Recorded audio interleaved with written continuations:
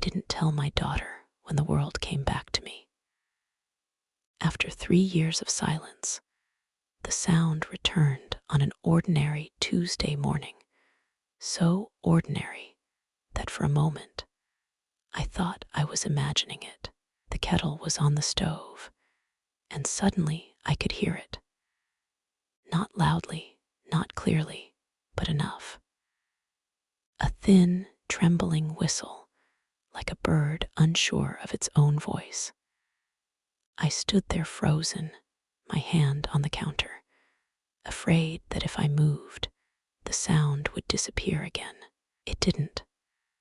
For 3 years after the accident, my life had been wrapped in cotton.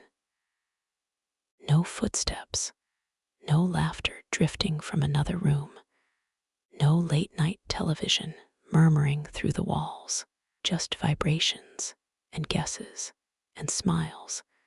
I learned to read the way some people read weather. I learned to nod at the right times. I learned to watch mouths more than eyes. I learned how lonely silence can be, even when you're surrounded by people. The doctor called it unexpected improvement. He smiled like it was a small miracle, and maybe it was, but miracles, I've learned, don't always arrive with fireworks. Sometimes they arrive quietly, and you don't know what to do with them. I went home that day and sat in my armchair by the window, listening. The refrigerator hummed. A car passed outside. Somewhere down the block, a dog barked and startled itself. I pressed my fingers into the fabric of the chair, grounding myself, breathing through the ache that rose in my chest. And still, I didn't tell my daughter, not because I wanted to deceive her. Not at first. It was just that something held me back, a feeling I couldn't name yet. After the accident, she had stepped in so quickly, so confidently. She handled my appointments, my finances, my calendar. She spoke for me in restaurants and doctors' offices, even when I was right there. At the time, I was grateful. I told myself this was what love looked like when roles changed, but silence teaches you things. It teaches you how much people say when they think you can't hear them, how their voices change when they talk around you instead of to you, how decisions get made without your consent, but always for your own good. So when my hearing returned soft and imperfect, but real, I decided to wait. Just a little while. I wanted to be sure. I wanted to understand this new world before announcing myself in it again. My birthday was coming up. 74. My daughter was planning something, I could tell. I caught glimpses of whispered phone calls, closed doors, quick smiles that didn't quite reach her eyes. I thought maybe I'd surprise her then. A happy moment. A candle-lit cake and a simple, "By the way, I can hear you." In the days leading up to it, I listened more carefully. At first, it was harmless things. Complaints about traffic, a friend on speakerphone saying she admired my daughter for handling everything. The word handling sat oddly with me, like a shoe that didn't fit anymore. Then one afternoon, from the hallway outside my bedroom, I heard my name spoken in a tone I hadn't heard before, and that was when I realized getting my hearing back wasn't the surprise. What I was about to hear was, "I wish I could tell you that what I heard next was a misunderstanding, that if I'd waited a few more seconds, or tilted my head a different way, the words would have softened into something harmless. But the truth has a sound of its own, and once you hear it clearly, there's no pretending you didn't. I was sitting on the edge of my bed, folding laundry the way I always did, slowly, carefully, giving my hands something useful to do. The door was half open. I hadn't meant to listen. Old habits from years of silence die hard. You don't expect sound to reach you anymore. Then my daughter's voice floated down the hallway. "She doesn't need to know yet," she said. There was a pause, and then another voice answered her. A man's voice this time. Calm, practical, the kind of voice people use when they believe they're being reasonable. "But eventually she'll ask questions," he said. My daughter sighed. I could hear the exhale clearly, like air leaking from a tire. "She won't. Not really. You know how she is now. She trusts me." The words landed heavier than they should have. She trusts me. I folded a towel so neatly it could have been pressed in a store window. My heart began to thud, not fast, but deep, a warning knock from inside my chest. "What about the birthday?" the man asked. "Isn't that when you said—" "I'll handle it," she interrupted. "It's just a party. She'll be happy. That's what matters." Happy, another word that felt too smooth, too rehearsed. Their voices moved farther away, down the stairs, but I stayed very still. When you've lived in silence, you learn the value of stillness. You learn that if you don't move, the world might reveal itself a little longer. I sat there for a long time after they were gone. The house made its quiet noises, the tick of cooling pipes, the low hum of the heater kicking on. I placed a hand over my chest and waited for my breathing to settle. I told myself I was overreacting. After all, hadn't my daughter been there for me? She moved me into her home after the accident. She made sure I took my medication. She drove me everywhere.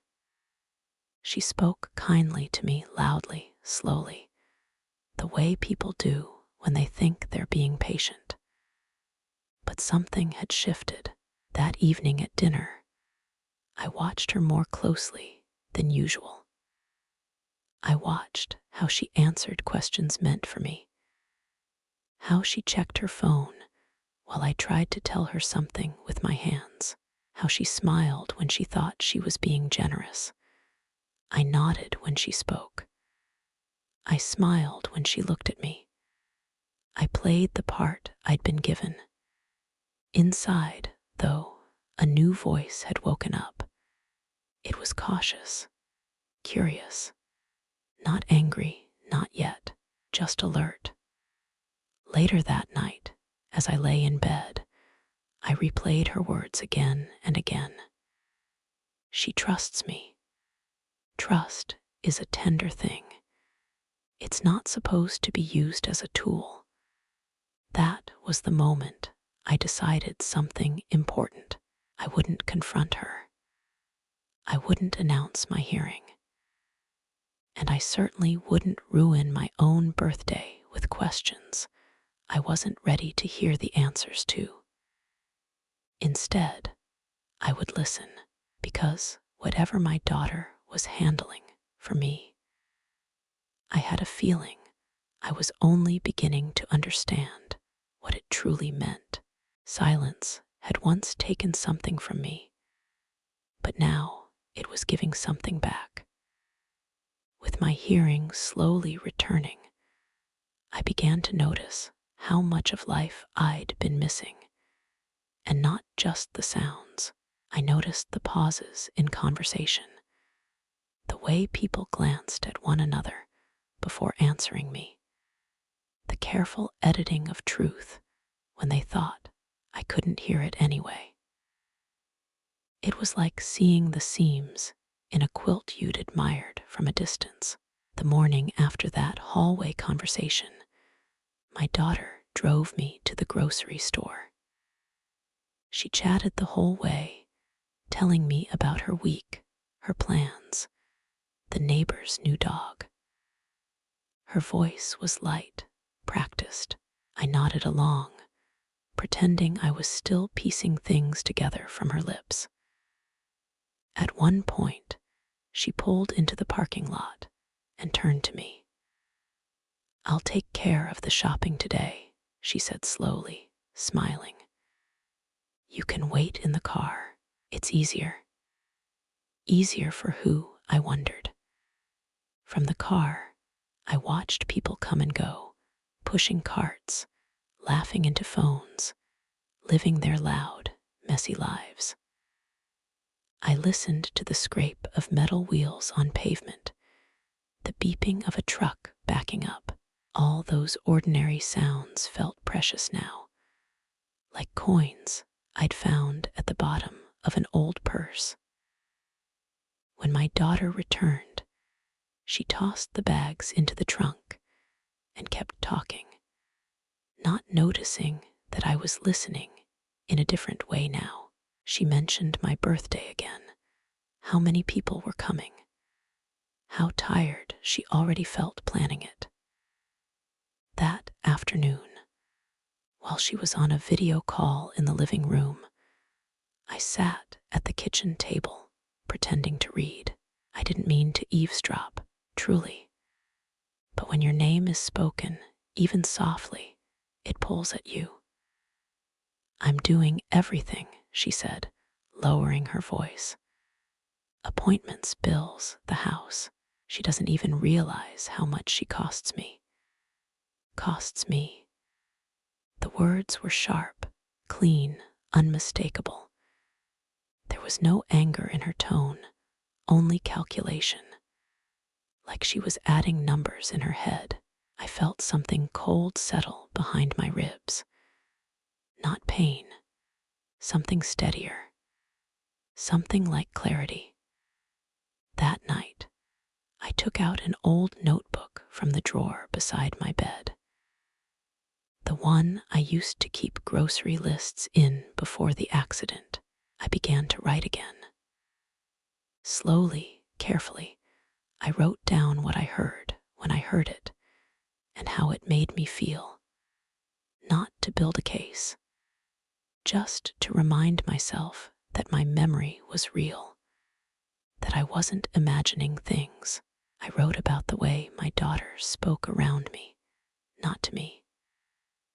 The way decisions were announced, not discussed. The way my world had quietly shrunk without anyone asking if I was ready. As my birthday drew closer, the house filled with preparations. Decorations arrived. Food was planned.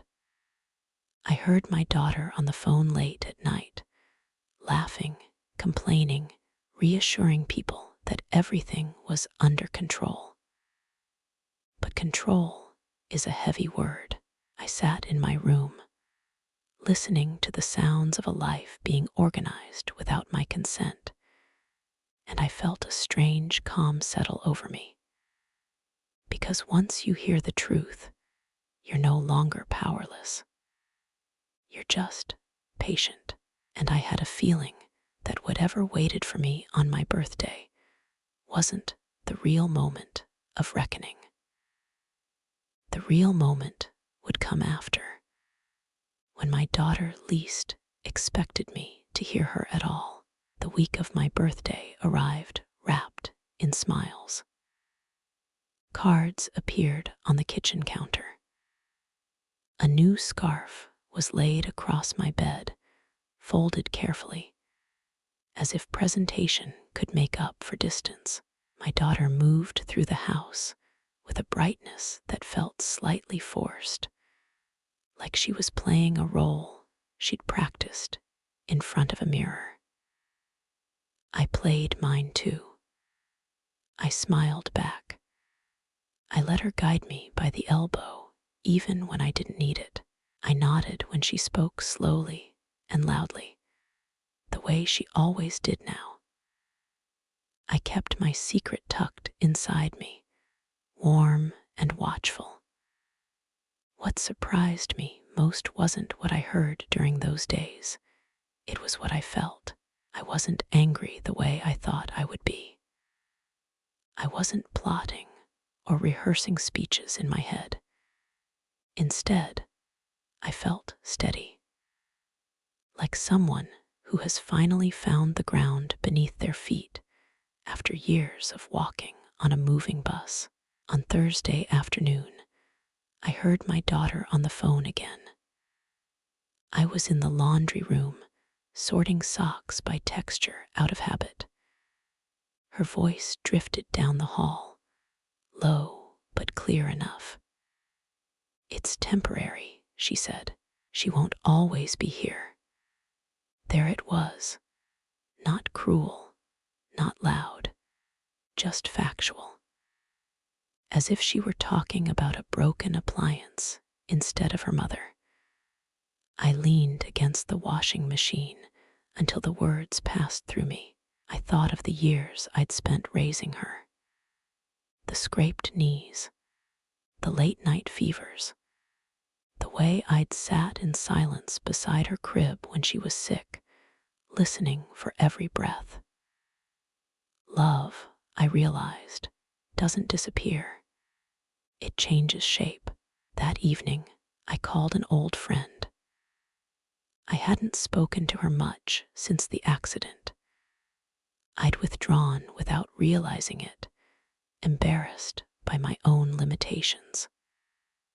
But when she answered, her voice filled my ear like a familiar song.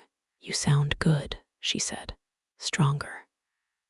"I feel stronger," I replied, and meant it in more ways than one. I didn't tell her everything. I didn't need to. Sometimes the bravest thing is simply letting someone hear you again. The night before my birthday, I sat alone in my room and listened to the house settle. Doors closing, lights clicking off, my daughter humming to herself downstairs, unaware that her voice no longer slipped past me unnoticed. I looked at my reflection in the mirror, older, yes, lined by years and worry, but still very much here. I realized then that my hearing wasn't the only thing that had returned. My sense of self had come back too. The party would happen. The candles would be lit. I would smile and accept the hugs and pretend just a little longer. But deep down, I knew this. The story my daughter thought she was managing was no longer hers alone to tell. My birthday arrived with the sound of laughter. Real laughter. Not the polite kind, not the careful kind. The house filled with it as people came through the door, friends, neighbors, a few relatives I hadn't seen in years. I stood in the living room, leaning lightly on my cane, and let the noise wash over me like warm water. For a moment, I almost forgot why I'd been listening so carefully. My daughter moved from group to group, hosting, smiling, touching shoulders. When she reached me, she kissed my cheek and spoke a little louder than necessary. "Are you having fun, Mom?" "I am," I said, and I meant it. The cake came out with candles flickering like small, brave stars. Everyone sang. I watched my daughter's face as she sang too, her eyes on me, her smile wide and proud. If someone had taken a picture then, It would have looked like a perfect moment, and maybe that's what made it ache. As the evening went on, conversations overlapped, chairs scraped, glasses clinked. I sat quietly on the edge of a circle, listening, not just to words, but to tones, to what was said easily and what was said with effort. At one point, I heard my daughter speaking to one of her friends near the kitchen. "She's doing well tonight," she said, "better than usual." The friend responded softly, "You're a good daughter. Not everyone would do this." My daughter laughed. "Someone has to manage things." Manage. That word again. Later, after most of the guests had left, and the house had settled into a tired quiet, my daughter began cleaning up. I offered to help, but she waved me off gently, the way you do with someone you don't want in the way. "Go rest," she said. "I've got it." From the hallway, I watched her gather plates and napkins, humming under her breath. I thought about how easy it would be to tell her then, to say, "I can hear you now," to watch her face change, but I didn't, because this wasn't about catching her. It wasn't about embarrassment or victory. It was about understanding the truth fully before deciding what to do with it. That night, after she'd gone to bed, I sat at the kitchen table with my notebook again. I wrote about the party, about the laughter, about how love can coexist with control, and how one doesn't cancel out the other. I wrote something else too, something that surprised me as I put it down on paper. I don't want revenge. I want clarity. As I closed the notebook, I heard my daughter's bedroom door open upstairs. Her footsteps crossed the floor. She paused at the top of the stairs, phone in hand. And then she spoke my name. Softly, carefully, as if she thought I couldn't hear a thing. What she said next would settle something inside me for good, and there would be no going back after that. When my daughter said my name that night, it didn't sound like love or irritation. It sounded like calculation. I stayed very still at the kitchen table, the notebook closed in front of me, my hands folded neatly in my lap.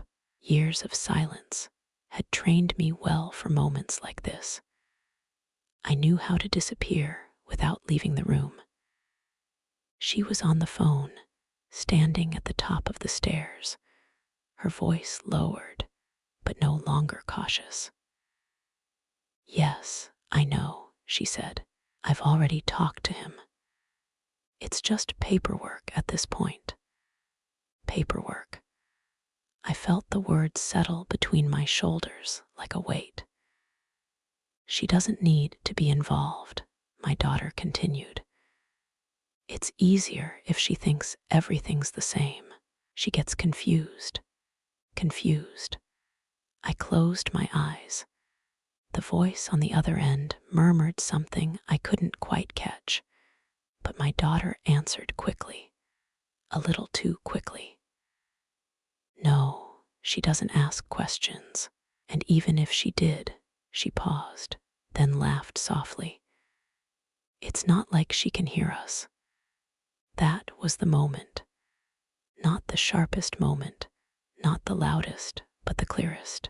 I didn't feel anger rush through me the way people expect in stories like this. What I felt was something colder and calmer, like the water at the bottom of a well. She finished her call and went to her room. A door closed. The house exhaled.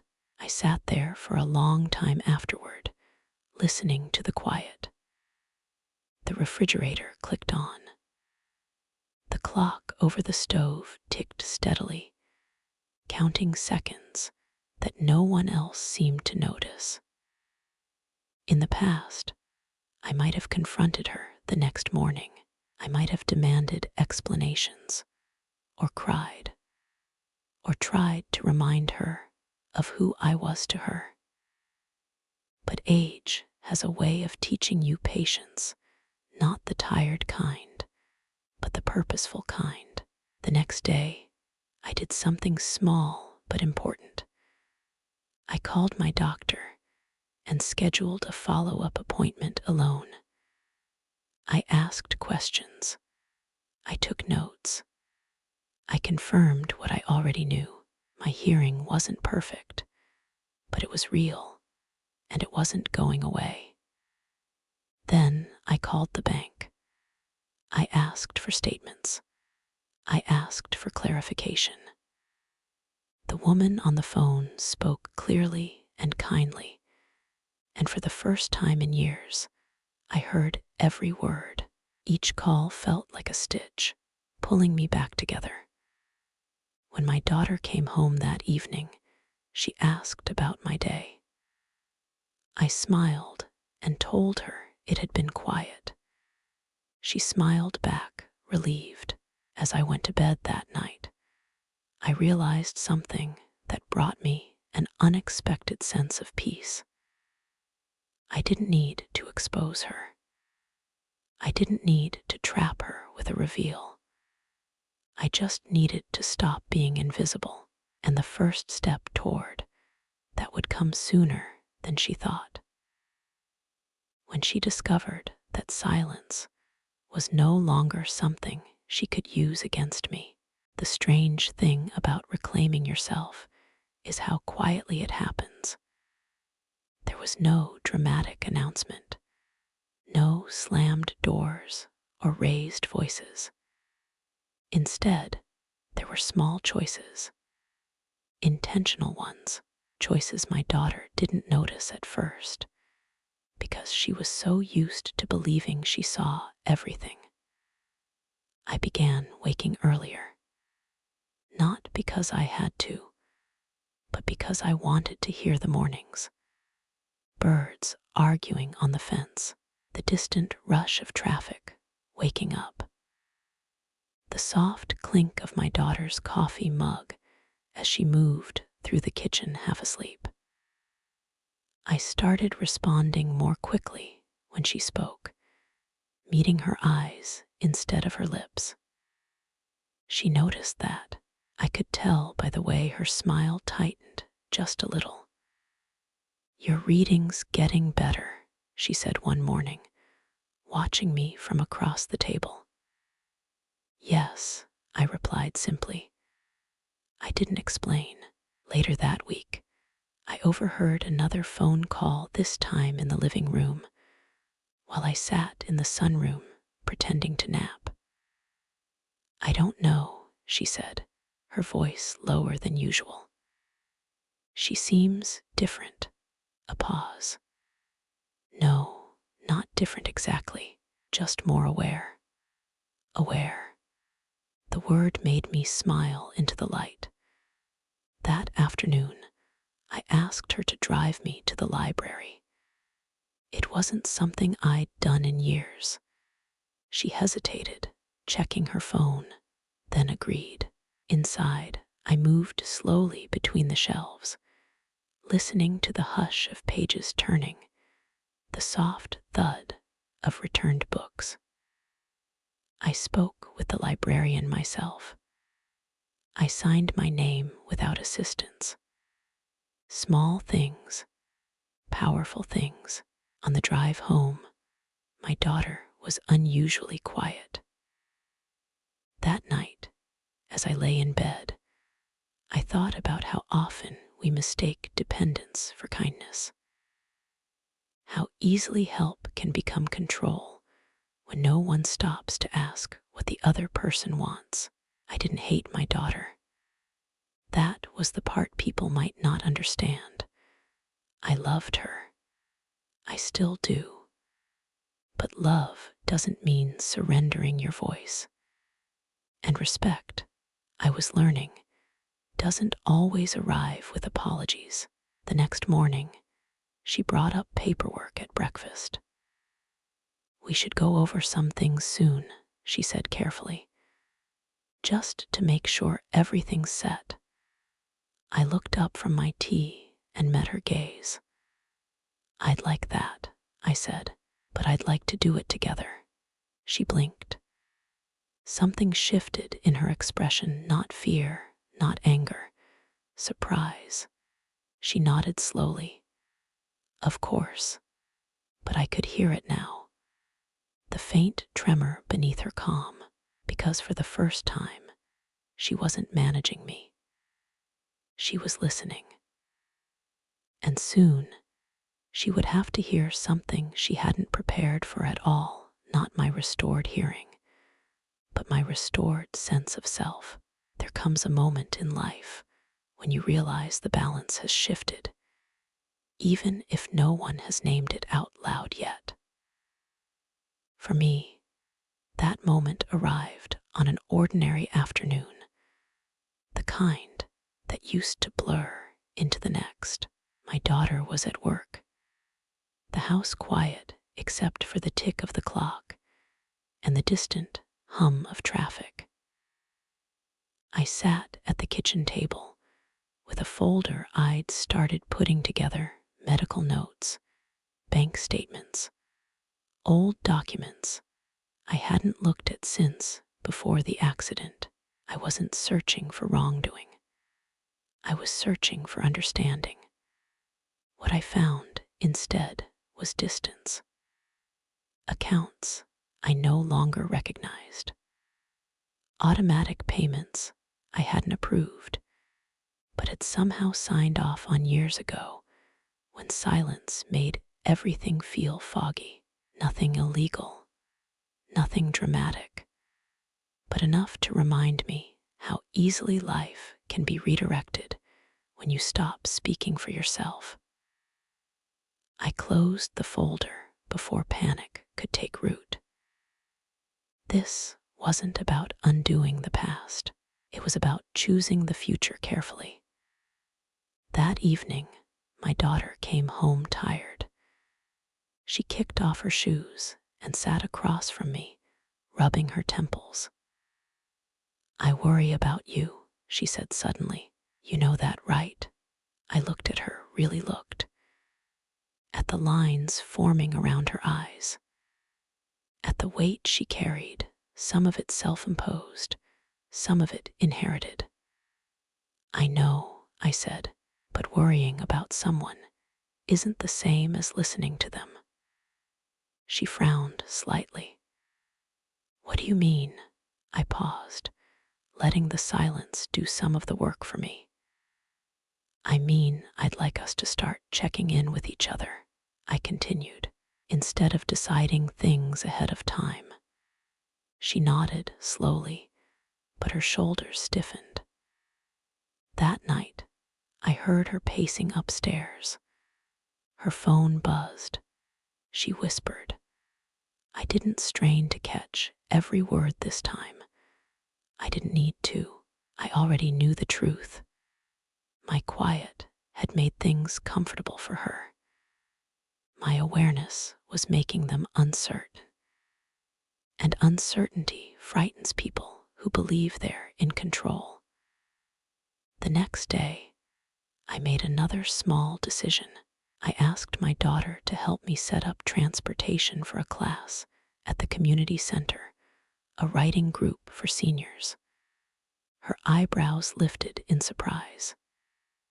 "You want to go alone?" "Yes," I said.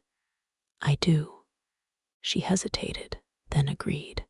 When I sat in that classroom for the first time, pen in hand, listening to others tell pieces of their lives, I felt something I hadn't felt in years. Agency. I wasn't a problem to be solved or a schedule to manage. I was a person with a voice, one that had been waiting patiently to return. As I walked back to the bus stop that afternoon, the wind brushed my ears, carrying the sound of the city around me, and I knew that when the moment finally came to speak openly to my daughter, I wouldn't be asking for permission. I would be claiming space. And that conversation, it was closer now than either of us realized. The conversation didn't arrive with fireworks. It came quietly, the way most truths do, slipping into an ordinary moment when defenses are low and expectations are small.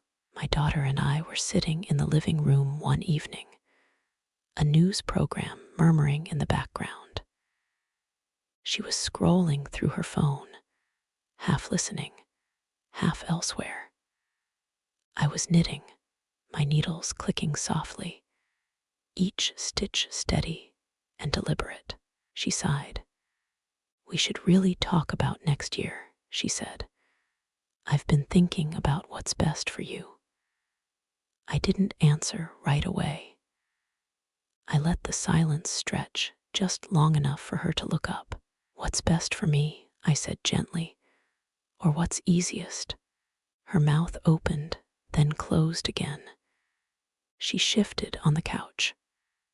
"That's not fair," she replied. "I've given up a lot." "I know," I said, and I meant it. "But giving up something doesn't mean you get to decide everything." Her eyes searched my face, trying to find the version of me she was used to, the one who nodded, who deferred, who trusted without question. She didn't find her. "I've been listening," I continued, my voice calm. "More than you realize." Her phone slipped from her hand onto the cushion. "What do you mean?" she asked. I set my knitting aside and turned toward her fully. "I mean I can hear again," I said. "Not perfectly, but enough." The room seemed to hold its breath. She stared at me, then laughed once, sharply. "Since when?" For a while now, her laughter faded. Her shoulders dropped. "Why didn't you tell me?" I thought carefully before answering. "Because I needed to hear the truth first," I said. "Not just the words spoken to me, but the ones spoken around me." Her eyes filled, but not with tears, with realization.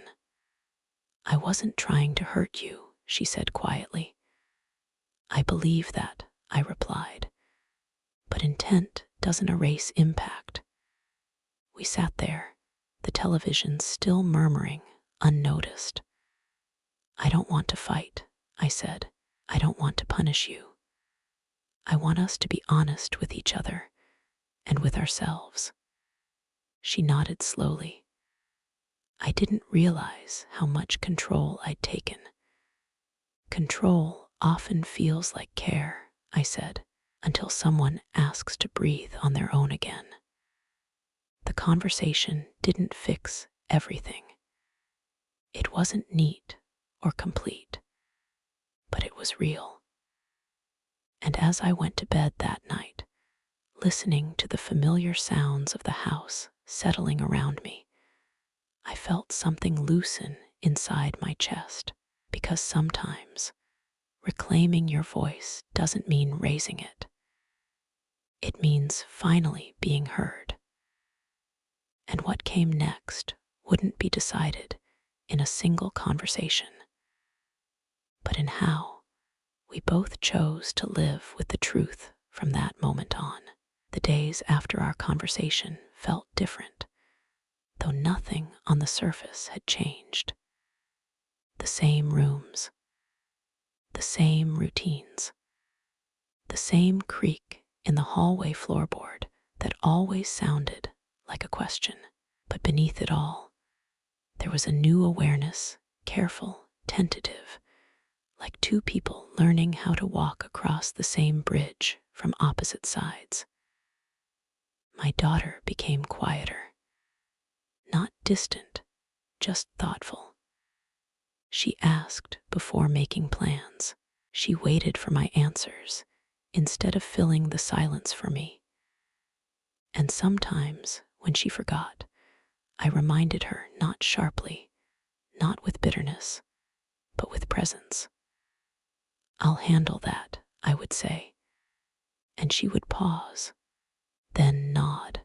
I began spending more time outside the house. The writing group became a weekly anchor. I took the bus on my own, listened to conversations around me, felt the world stretch open again. It amazed me how quickly life grows when you stop shrinking yourself to fit inside someone else's expectations. One afternoon, I came home earlier than planned. The house was quiet, except for voices drifting from the kitchen. My daughter was on the phone again. I stood in the entryway, my coat still on, and listened not to spy, but because I no longer needed to protect myself from what I might hear. "No," she said firmly, "I can't decide that for her anymore." A pause. "She's capable," my daughter continued, "and she deserves to be involved." I closed my eyes, not because it erased the past, but because it softened something tight in my chest. That evening, she cooked dinner and asked me to taste the sauce. She watched my reaction carefully, the way you do when you're hoping for honesty more than approval. "It's good," I said. "A little more salt." She smiled. A real one this time. Later, as we cleared the dishes together, she spoke without looking at me. "I didn't realize how much I was afraid," she said. "Of what?" I asked. "Of losing control," she admitted. "Of failing you." I dried my hands slowly on the towel. "Control doesn't prevent loss," I said. "It just hides it for a while." She nodded, swallowing hard. That night, lying in bed, I thought about how easily roles blur when fear is involved, how children become caretakers, and caretakers forget to ask permission, how love can tighten its grip until it forgets how to hold gently. We weren't finished. Healing rarely works on a schedule, but something important had shifted from confrontation to cooperation. I wasn't being managed anymore. I was being consulted. And in the quiet that followed, I realized something else too. My story wasn't about catching secrets or exposing wrongs. It was about choosing how to live once the truth had finally been heard.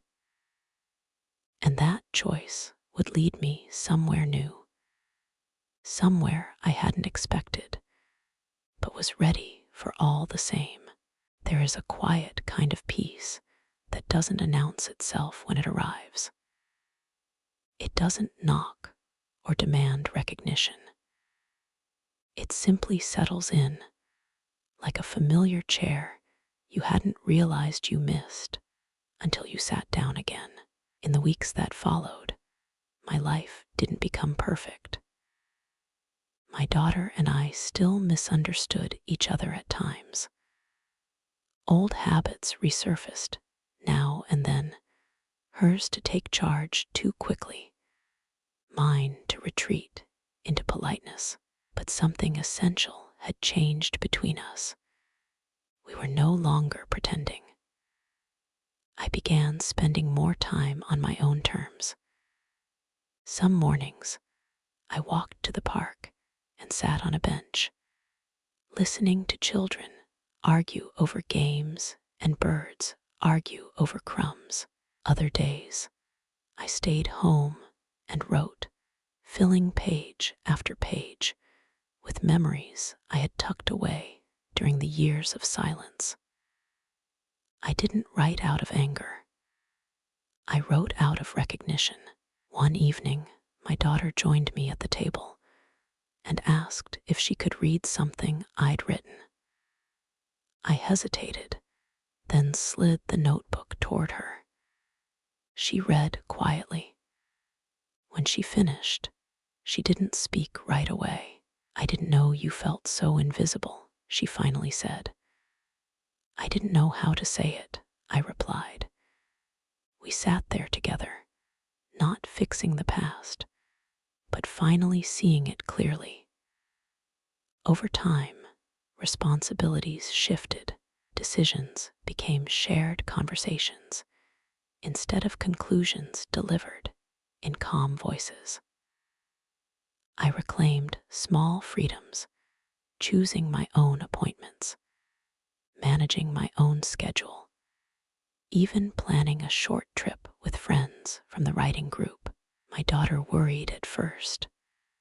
I could hear it in her voice, but I also heard something else: respect. And that mattered more to me than comfort ever had.